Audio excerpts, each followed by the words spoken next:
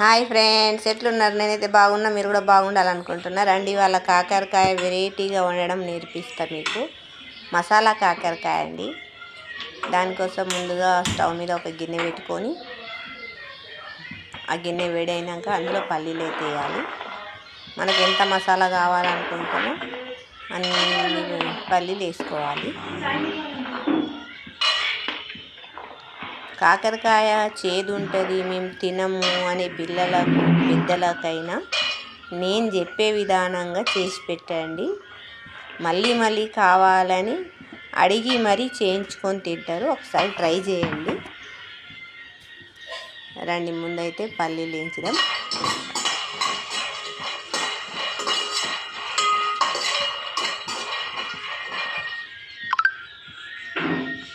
ఇలా పల్లీలు అయితే వేగినాయి ఫ్రెండ్స్. వీటి పక్కకు తీసుకోవాలి, పొట్టు తీయాలి కదా. నేనైతే షార్ట్గా పోసుకున్నా.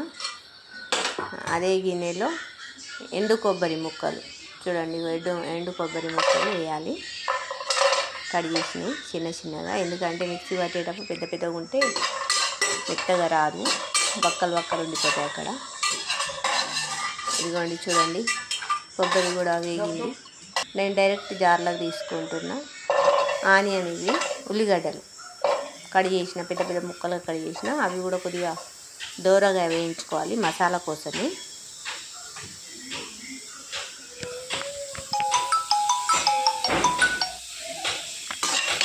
ఇలా ఉల్లిగడ్డల్ని కూడా వేయించుకోవాలి ఫ్రెండ్స్. నేను వంట చేసేటప్పుడు ఎక్కువ పాత్రల్ని వాడా ఫ్రెండ్స్. మళ్ళీ అవి మనమే తోమాలి, కడగాలి, పెట్టాలి అంటే పెద్ద పని ఆడోళ్ళకు. డైరెక్ట్గా నేను ఆనియన్ కూడా జార్లోకి తీస్తున్నా చూడండి. అందుకోసం ఇక పల్లీలు, కొబ్బరి, ఉల్లిగడ్డ అయితే మిక్సీ పట్టిన, అందులోకి ధనియాలు, జీలకర్ర ముందే ఫ్రై చేసి పౌడర్ చేసి పెట్టుకుని ఉంటే అది కూడా యాడ్ చేసి మిక్సీ పడుతున్నా. ఇక రండి, ఇప్పుడైతే కూర ఎట్లా వండాలో చూపెడతాను. అదే గిన్నెలో సరిపడంత ఆయిల్ పోసుకొని ఆయిల్ని వేడెక్కనివ్వాలి. వీటి పక్క కాకరకాయలు అయితే కట్ చేసి పెట్టుకున్నా. పెద్ద పెద్ద ముక్కలే కట్ చేసి పెట్టుకోవాలి ఫ్రెండ్స్. ఆ లోపటి ఇత్తులు గుజ్జు అంతా క్లీన్ చేసి పెద్ద పెద్ద ముక్కలకు కట్ చేసి పెట్టుకోవాలి. మన ఆయిల్ అయితే వేడెక్కింది. అందులో కొన్ని ఆవాలు వేసిన తాలింపుకు, అదేవిధంగా కొన్ని జీలకర్ర యాడ్ చేయాలి.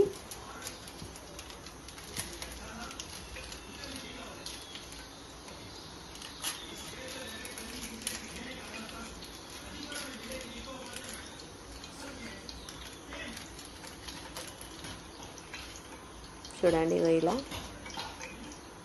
కొద్దిగంత తాలింపుకు జీలకర్ర వేసుకోవాలి.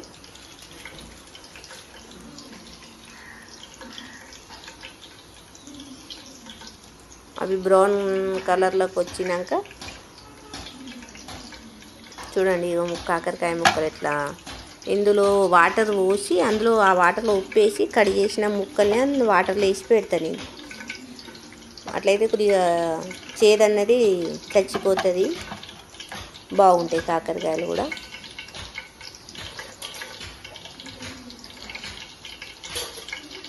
చూడండి, ఆవాలు, జీలకర్ర అయితే బ్రౌన్ కలర్లోకి వచ్చినాయి. అందులో కొద్దిగా కడిగేసి పెట్టుకున్న ఉల్లిగడ్డనైతే వేస్తున్నా నేను.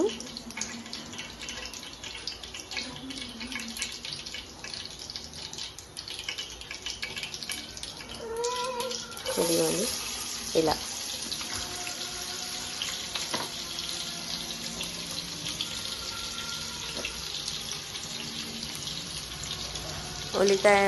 ఉల్లిగడ్డ ముక్కలు వేసిన ఒక 2 నిమిషాలకి మనం ఇక్కడ వేసి పెట్టుకున్న కాకరకాయ ముక్కలను కూడా నీళ్ళు తీసేసుకుంటా అందులో వేయాలి. ఈ విధంగా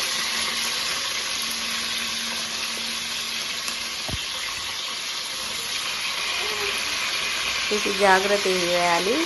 కొందరు హడావిడిగా వేస్తారు, ఆయిల్ అన్నది చిటపట వేగి ఆయన చేతులపైన, ముఖంపైన చిక్కి కాలుతుంటుంది. అందుకోసం కొద్దిగా జాగ్రత్త వేయాలి. కాకరకాయలు వేయంగానే మనకు కరికి సరిపడంత సాల్ట్ అప్పుడే వేసుకోవాలి.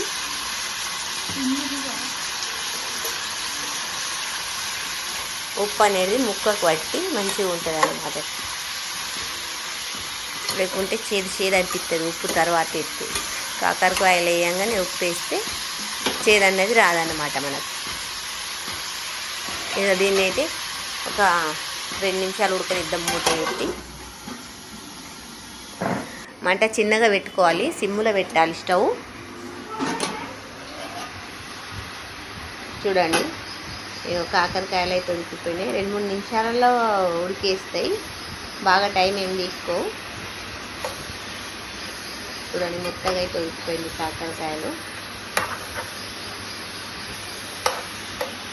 నేను పక్కలకి ఎందుకు జరుపుతున్న కాకరకాయలు అని అంటే, పచ్చ దంచుకున్న వెల్లిపాయ పేస్ట్ని ఆ మధ్యలో ఆయిల్ పైన వేస్తాను అన్నమాట. అలా వేయడం ద్వారా ఈ వెల్లిపాయ పేస్ట్ ఆ ఆయిల్లో వేగి టేస్ట్ వస్తుంది, కూరకు మంచి బాగుంటుంది అసలు. అల్లం పేస్ట్ వాడొద్దు, చాలామంది ఏం చేస్తారంటే అల్లం పేస్ట్ వాడతారు. అల్లం పేస్ట్ వాడడం వల్ల అంత టేస్ట్ ఉండదు కర్రీ.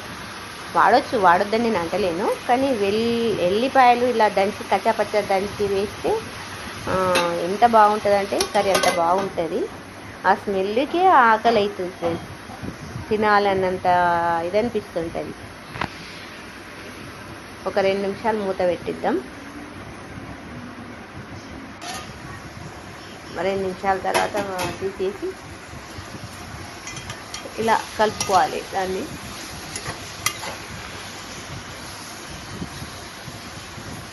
ఎంత బాగా స్మెల్ వస్తుందంటే నాకు ఆకలి వేస్తుంది. ఎప్పుడెప్పుడు కర్రీ అవుతుంది, ఎప్పుడెప్పుడు తినాలా అని అనిపిస్తున్నది. మీరు కూడా ట్రై చేసి చూడండి, నిజమే అంటారు మీరు కూడా. ఇవైతే టమాటాలు అండి. ఒక టమాటాని 4-5 రకాల ముక్కలుగా కడిగేసి పెట్టిన, విడదీయకుండా. ఇలా కాకరకాయ ముక్కల్ని పక్కకి జరిపి మళ్ళీ మధ్యలో టమాటా ముక్కల్ని అయితే పెట్టిన.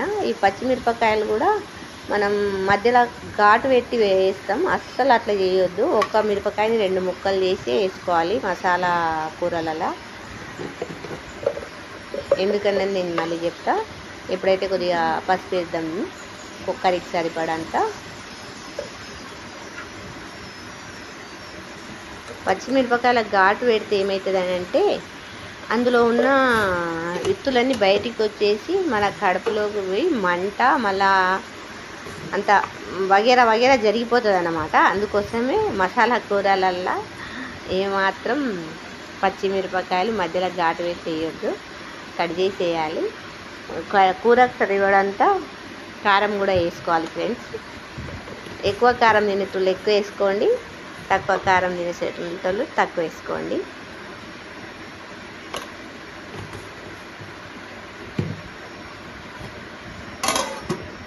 పసుపు కారం వేసి కలపొద్దు, అలానే పెట్టాలి. చూడండి ఒక 2 నిమిషాలు అలా పెట్టిన తర్వాత మన టమాటాలు అయితే ఇలా మెత్తగా ఉడికిపోయినాయి. ఇక కొందరు ఏం చేస్తారంటే టమాటాలు ఉడికినాయి కదా అని అంతా కలబెడతారు, అట్లా పెట్టొద్దు. టమాటాలు ఉడికిన తర్వాత దాన్ని స్పూన్ తోటి ఇట్లా గుజ్జు చేయాలి, అక్కడిని ఉన్న ప్లేస్లోని. కలబెడితే ఏమవుతుందంటే టమాటా ముక్కలు ఇట్లా నుజ్జు కావు, ఆ గ్రేవీ రాదు కూరకు. మళ్ళీ వేరే ఇప్పుడు కాకరకాయ ముక్కలు ఉన్నాయి, అవి కూడా విరిగిపోయి అంత కలిసిపోతుంది అన్నమాట. అందుకోసమే నేను కాకరకాయ ముక్కలు పక్కకు జరిపి మధ్యలో టమాటాలు వేసి ఇలా గ్రేవీ మాది రావడానికి చేసిన ఫ్రెండ్స్. చూడండి గ్రేవీలు ఎక్కువ వచ్చిన తర్వాత ఇప్పుడు టమాటా ముక్కల్ని కాకరకాయ ముక్కల్ని కలిపేయాలి. ఇలా చూడండి ఎంత బాగా వస్తుందో, మీరు కూడా ట్రై చేసి చూడండి. ఇప్పుడైతే మనం మిక్సీ పట్టి పెట్టుకున్నాం కదా పల్లీలు, ఉల్లిపాయ, ఎండు కొబ్బరి, ధనియాలు, జీలకర్ర, ఆ పేస్ట్ని ఇందులో యాడ్ చేద్దాం. ఇలా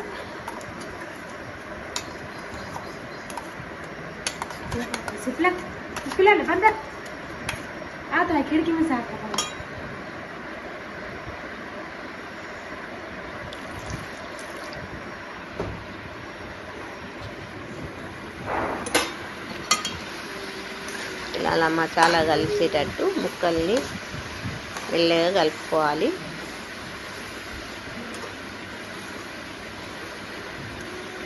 మసాలా కొద్దిగా పచ్చి వాసన పోవాలి కదా, అందుకోసమే కొద్దిగా ఇలా వేయించుకుంటూ కలుపుకోవాలి.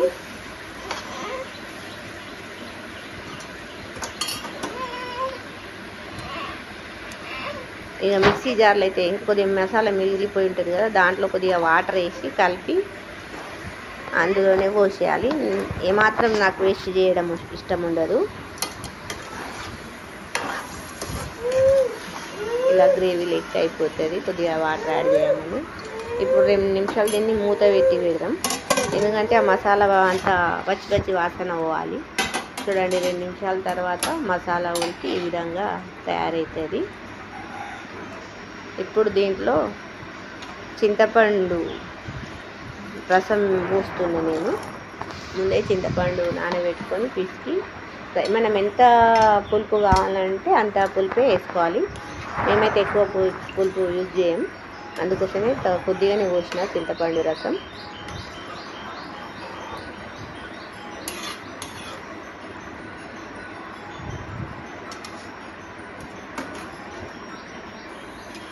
ఇప్పుడు కట్ చేసి పెట్టుకున్న కొత్తిమీరని కూడా యాడ్ చేద్దాం ఇందులో.